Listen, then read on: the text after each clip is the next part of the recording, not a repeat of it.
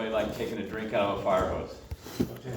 Because we just have a lot to cover, because this isn't, what we're covering isn't necessarily what this class is designed for, but it's crucial to what we're talking about. So we're going to take the last week, this week, and next week to talk about some of these things. So I guess we'll start here. That's what you do on the dog scissors. And maybe I'll just leave this here and hopefully it'll pick me up. Thank you, Mike. Oh, I forgot about that. Kylie, would you be willing to open this in prayer? Dear God, I just thank you for this opportunity to gather and to study. Lord, I just pray that we can learn more about you, about what your word has to say. We can learn how to study your word. Please just give Pastor Joe wisdom and what to say. And I just pray for a good night. In Jesus' name, amen. Amen. Now, I think I sent you an email. I'm not sure. And Justin, I should get your email. Oh, yeah. I think I sent you an email that just for a minute here at the beginning wanted to just touch on Sunday's message. Did I send that out? Yes. Okay. And just in terms of what we talked about last week in class, because I think that I know that message is connected with some of the things that we talked about. Now, is there anything that you tied together from some of our general thoughts or general themes or message of what we were saying last week, and then what was said, or in our time in here last week, and then what was said in the message on Sunday? Anything?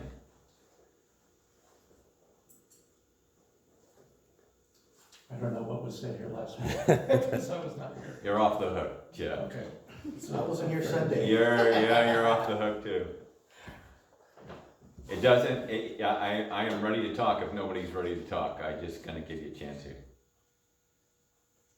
Okay, so it was a message about the truth, rejoicing in the truth, and really much of what was shared in that message either was connected with or necessary to or understood in what it was in light of the meta-narrative, in light of the story, and really in light of those three stories, those three large stories that we talked about, the story of the world, the story of Israel, and the story of Jesus. So when we were talking about the truth, and what was the truth that Paul meant that he was referring to, then we started talking about Jesus' kingship and his kingdom arriving and his revolution arriving, and all of that comes out of the meta-narrative.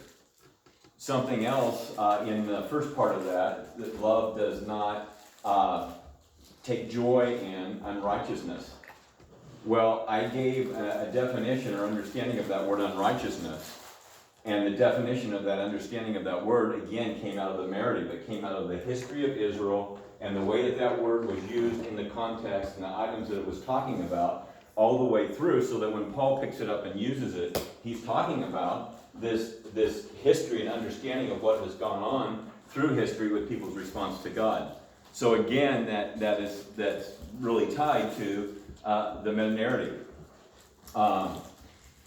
That Jesus' death, one of the things they're saying is Jesus' death makes a radical difference. It makes a difference in our lives, and that it changes us, and then that it transforms us. And then when I talked about God's new creation people, well, again, all of what was said didn't come out of a vacuum. That's just what I'm trying to get at here. Didn't come out of a vacuum. Didn't come out of the immediate text. It came out of the immediate text in a greater context, and in what we could say in increasing spheres of context that all gave meaning to that text. Does that make some sense? I think so. Okay. So, we talked about this one verse in 1 Corinthians, and did a lot in talking about actually the book of Corinthians, and talking about how what Paul was was interesting was that they hadn't changed. They weren't different people. And so did a lot with that, but then it comes out into into the difference Jesus had made, and at the point of the cross and the change of the cross and the resurrection, that the radical difference and the point of transformation in world history, a revolution that has been started as a result of the cross and Jesus' resurrection. So we have Jesus' story, and then Jesus' story within Israel's story, and Israel's story within the world story, and then, like what we said last week, all of this ultimately really is Jesus' story again. But and just trying to get to the point, so much of what was said in that message and understanding that message, what it really meant and what Paul was really talking about, if this work wasn't done in within the larger context, it would have been a far different meaning. It really could have preached anything on that verse. In a lot of ways. I mean, I'm not probably saying that correct, but. That makes sense. Okay. Mike. Just a comment, but the paragraphs that you had us read at home, that totally connected as far as the meta-narrative. I have to admit, I didn't get so much of that as far as what you were preaching on Sunday, but definitely right here in what was written. That is a great point, Mike, because I didn't talk about the meta-narrative. What I'm trying to get at, though, is that all of that went into making the message what it was, and the meaning. So the meaning of the text. What is it saying? What is it meaning? What is the shared truth? That all the bigger picture things went into getting that meaning in context. So. What was the verse, Joe? It was 1 Corinthians 13:6. On love, it's in the love, And it's talking about rejoicing in the truth. It's probably in sermon notes if you want them. Yeah. So that's that on that. I'm going to give you a sheet this week, and you can, and I'm going to explain it later on, but it's a sermon evaluation form, and so from now on in the class, I'm going to have you guys thinking critically about the messages and about all aspects of it, the delivery of it, the organization of it, and just so you're beginning to think and be aware in that way. Some of the things on that sheet probably aren't going to make sense right now, but they will as we go forward in the class in terms of the process of preparation. How about in the reading that we did? Anything stand out to you?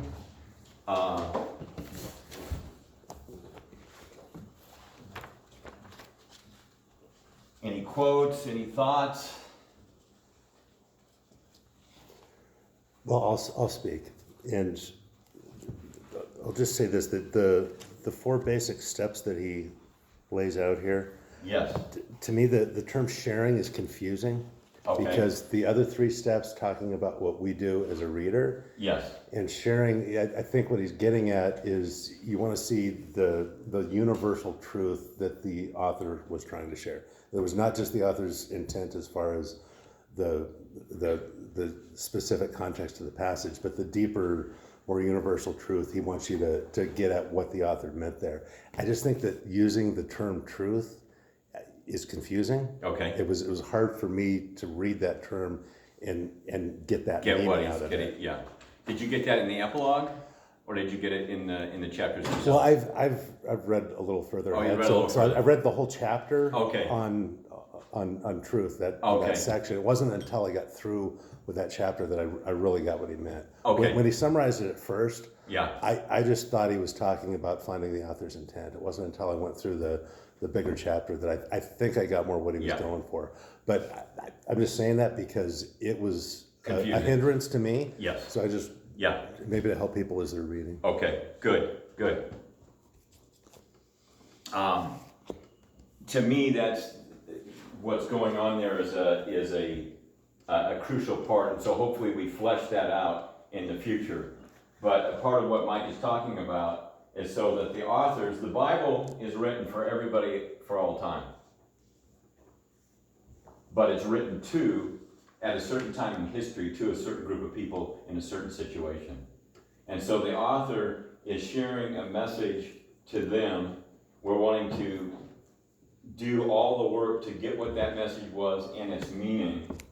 But then now we're bridging all this time to our world today that's just completely different than that world then. And so the idea that he's getting at is how there's a process of taking that message and meaning, but then bringing it to our day, and not only to us on a personal level, but to the church corporately. So across the world, what is the message of that to the church across the world? And trying to get a handle on that to then be able to share it in an expositional way to those that we're teaching or sharing what they're preaching. So anyhow, we're gonna work on that as we go on. So I don't mean to hog the conversation, but one other observation that's in chapter 1 is, to me, it was unique to have the separation between the types and the genres, and the idea that you could mix and match. So basically, by having 3 types and 7 genres, you've got 21 different possible ways that you should be looking at a certain passage. I'd never seen it presented like that, but it's interesting. he goes into a great deal of detail with this. But it is helpful in the sense, and we're going to talk about some of this next week actually, I'm hoping, that it is helpful because the point of looking at these, and as you read in the book, he gives the illustration of a game. If you're playing football, it has one set of rules, right? If you're playing basketball, it has another set of rules. If you're playing soccer, it's another set of rules. That's the same way with the different types of literature, and even breaking that down more, is there different rules for how you read different types of literature that are in the Bible. And so it's important to know those rules, because if you don't know those rules, then you can totally miss just a normal way of the communication that was meant there. And so we'll dig into that and unpack that a little bit more. Along the lines of the plot, I gave you an article to read just on the plot. Anything there that, or I guess I want to draw attention to, on page 11, the quote by Sean, however you say his last name, Mechaninu. Yeah, it's a good quote. Yeah. Would somebody want to read that quote? The very first and only really rigid rule in literary theory is that text must be read from beginning to end. The meaning of a word is not determined by its definition, but by its context. So also a single story's meaning is only determined by the relationship of all its elements to the whole text. Okay. So that is saying, if we put that in other words,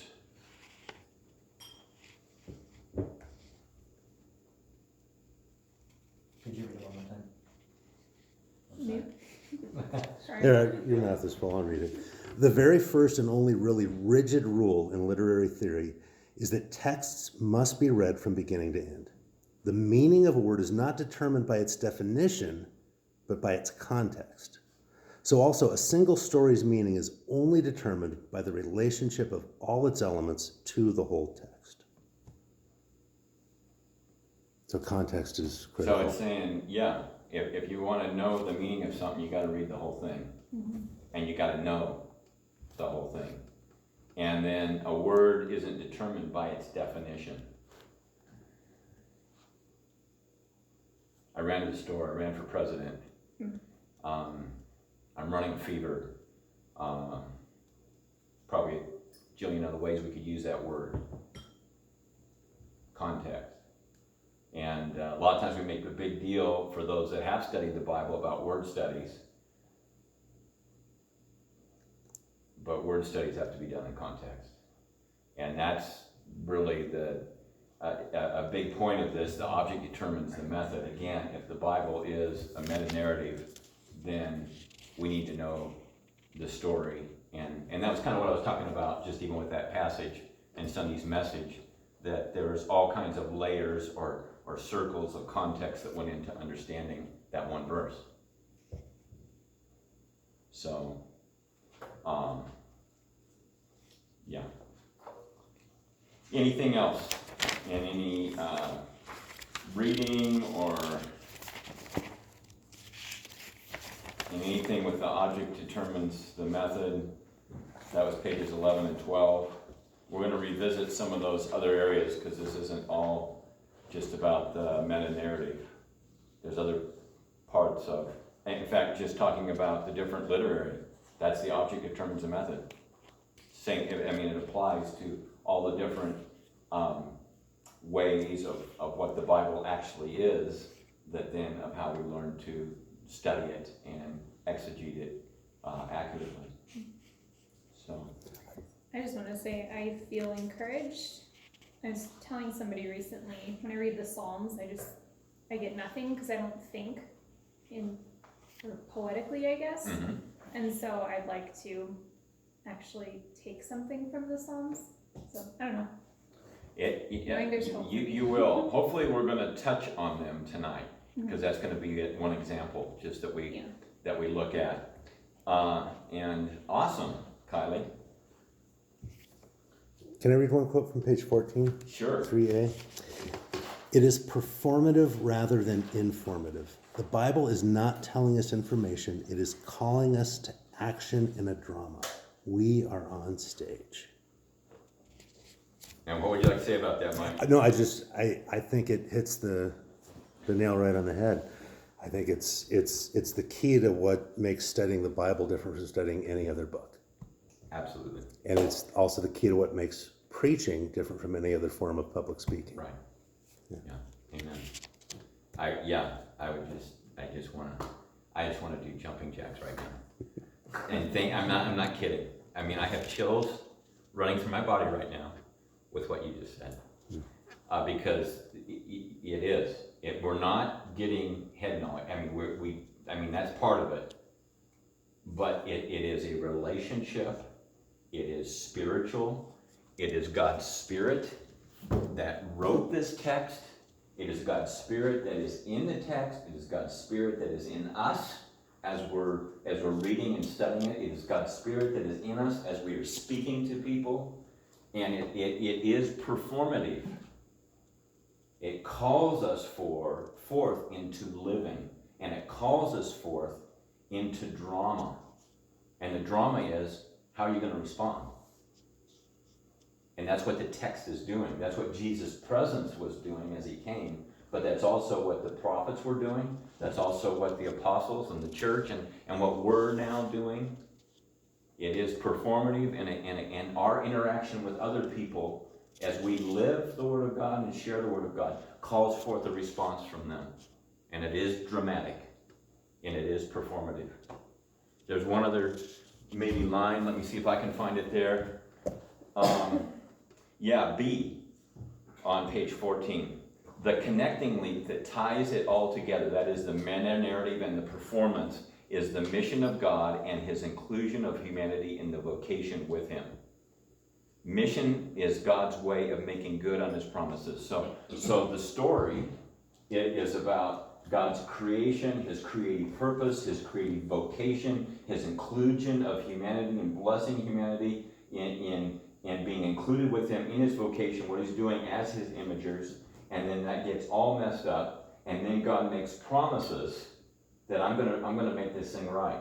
I'm gonna straighten it out. And the rest of the Bible is God moving in mission and moving in action, or sometimes actually, as we read some of the first parts of the Bible, holding back evil, but he's carrying out his mission. And that's a key to get it's his way of making good. But I didn't finish what I was reading. This is inherently dramatic. As God is entering into our world, and we drew some pictures of our world and the arrow coming in, as God is entering into our world and doing what he's doing, it is inherently dramatic. It's coming to mankind and going out in a performative nature, and a response is required. So that's huge.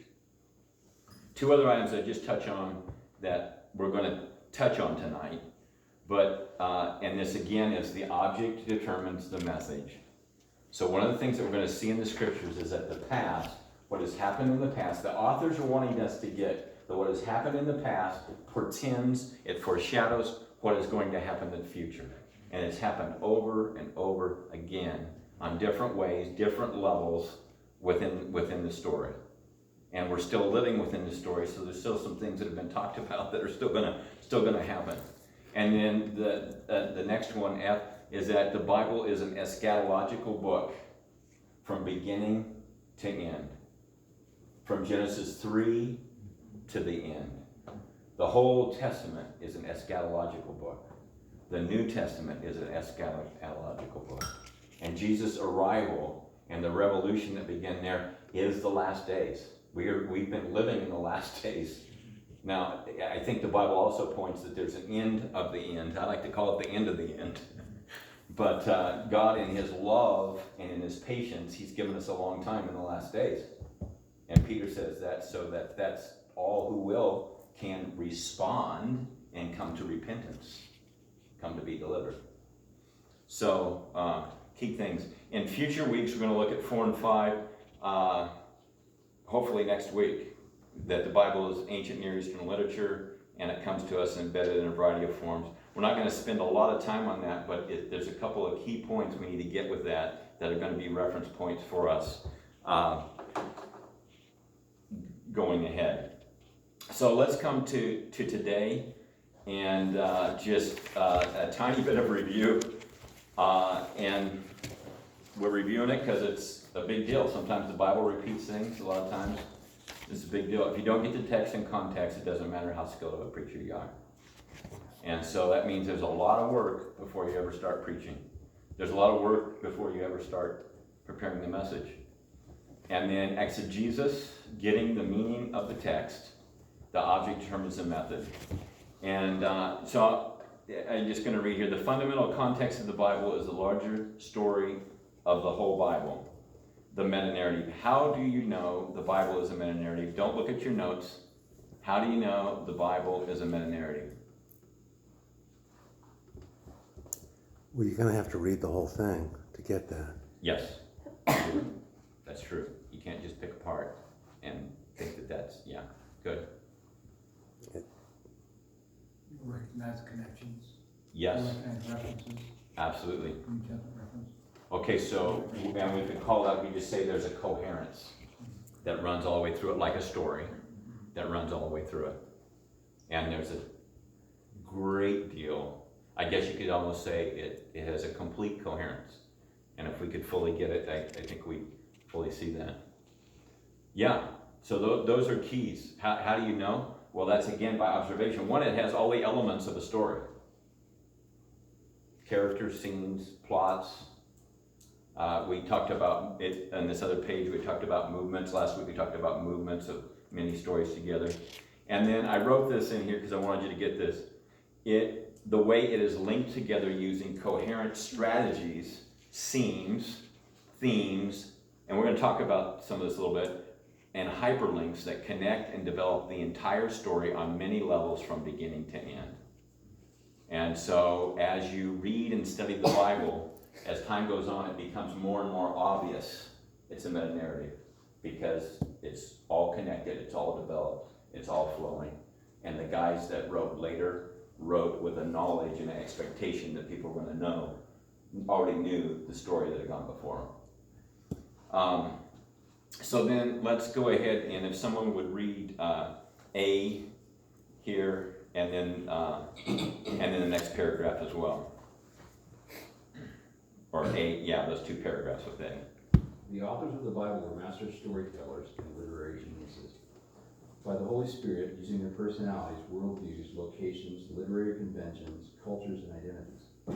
They had an incredible ability to convey their meaning in the text through strategies, That should be, oh yeah, that says form, okay. form, structure, and coherent linkage of words, themes, reoccurring motifs, characters, and places from beginning to end. Last week we looked at repeated words, design patterns, and the development of plot in Jewish meditation literature with the Bible Project videos. In this lesson, we're going to look at the use of form and structure in micro and macro levels. The authors and redactors used compositional strategies that can be traced at various levels in the biblical text. Strategies they used and what they included, along with the form and structure they developed, show that the authors of the Bible were aware of and carrying forward the meta-narrative through the scriptures they wrote. Thank you.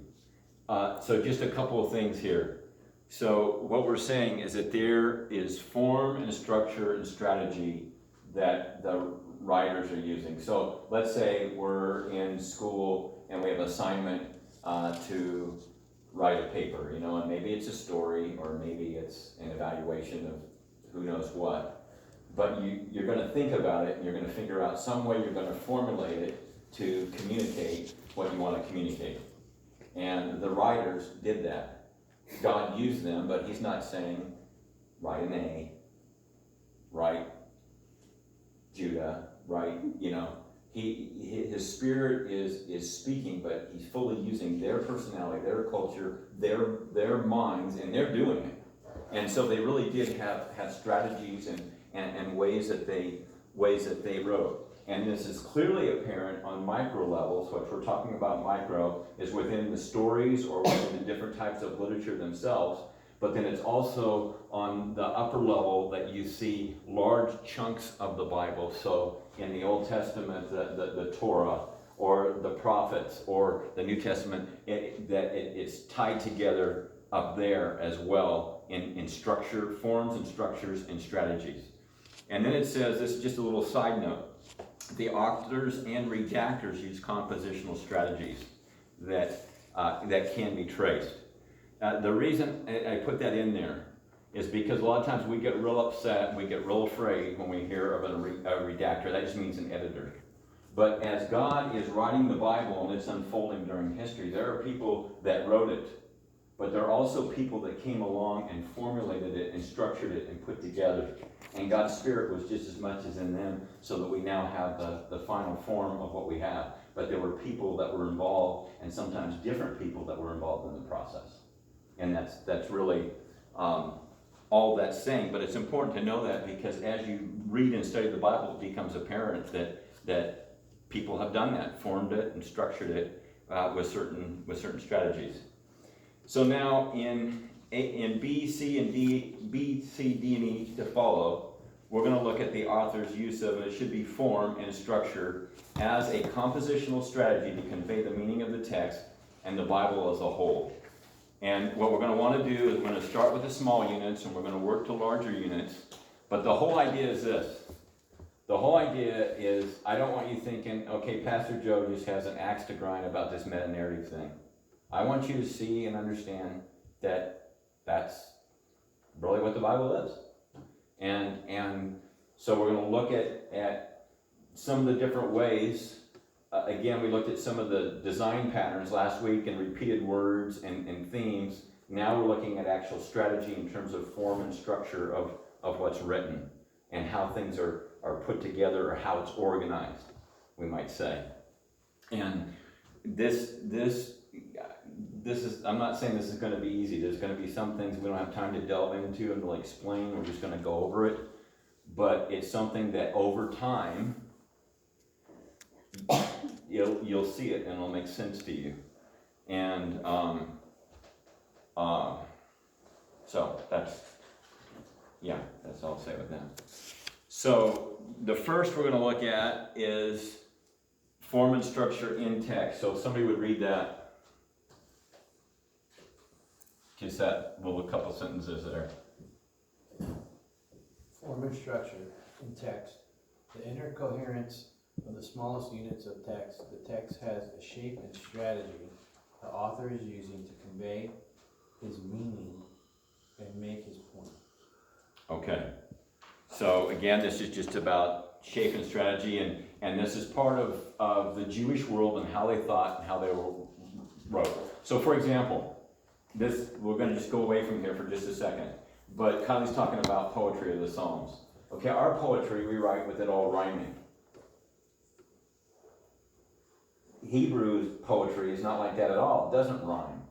Sometimes there's word plays that kind of sound the same, but that is the closest thing.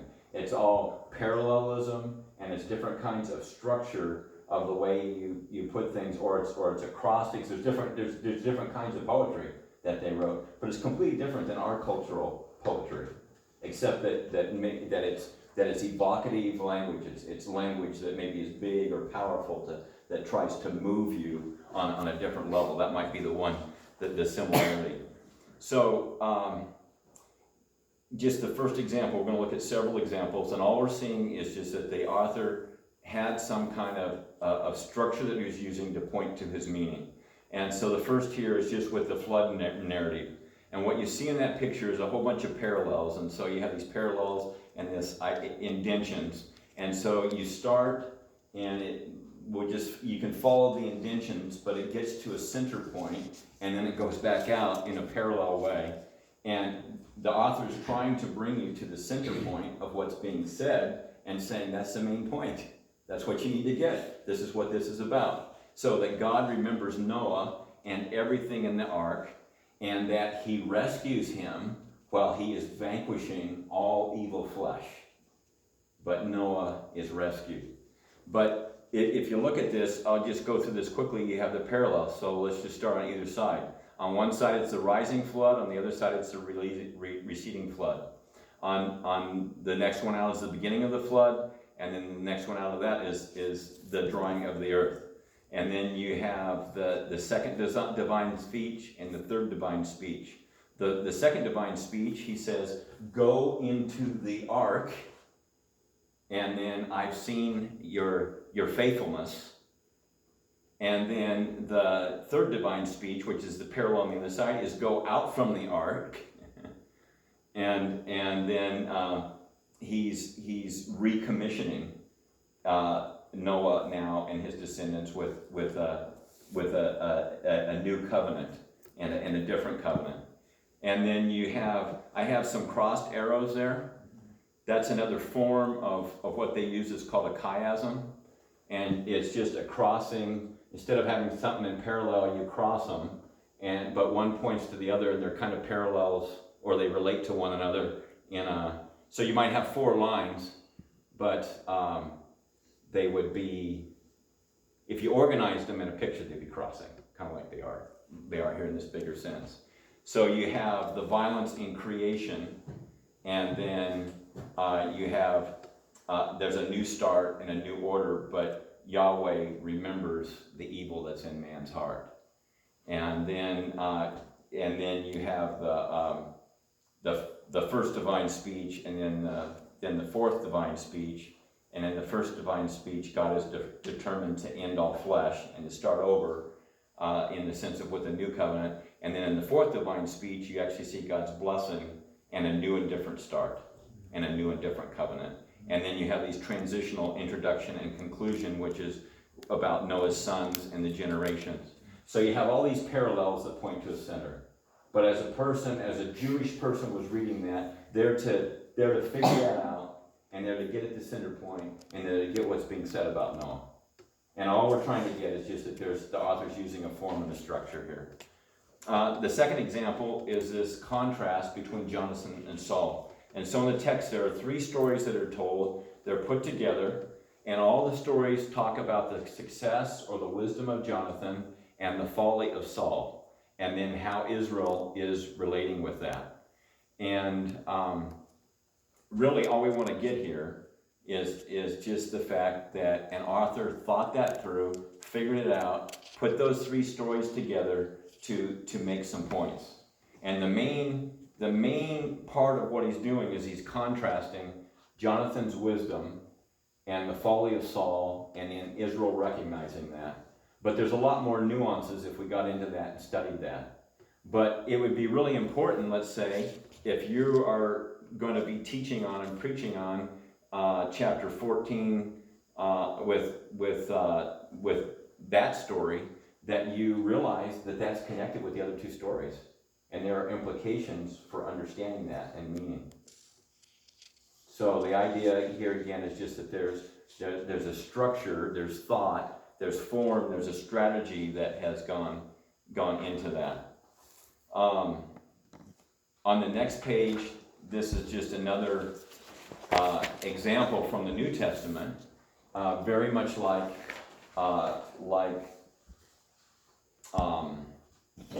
what we looked at with the flood narrative, of the different parallels that move to a center, and we are to get of that Jesus was with God as God, and then came to this earth, and then humbled himself all the way to the point of death, and then he is highly exalted, or he is super exalted, or he's even higher exalted than he was before, and then that there is this victory, and every knee should bow, every tongue confess, and it's again this form that moves to a center, and that's what we're to get. The center point we're going to get is Jesus' death on the cross, and then God highly exalting him. And that there, I would share with you, is the New Testament pattern of the gospel. It's a V-shaped gospel of God becoming incarnate and coming to us and dying, and then his exaltation. And the climax of the gospel, we hardly ever share the whole gospel. The climax of the gospel is that he's now exalted to the place of highest dominion in the universe. And if we read the Old Testament, and then we read what's going on in the Gospels, and then even the rest of the New Testament and the epistles, that's really what it's about. But we don't even ever talk about it, because we missed it a lot of times. Because we really missed the meta-narrative. We missed the story, or we missed the pointers that are telling us what's going on. So, here is another one, and I don't, so part of your homework assignment is going to be just to read through these and review some of these things. I'm not expecting you to get all of this example because it's very detailed. But this is a very great example, because what you're going to see is if we get this or we miss it, it makes a huge difference in how we understand God and how we understand Israel's relationship with God, but also how we understand our relationship with God. And there is a lot of form and structure and strategy in this. And so the author is using brackets, or what we call pericopes,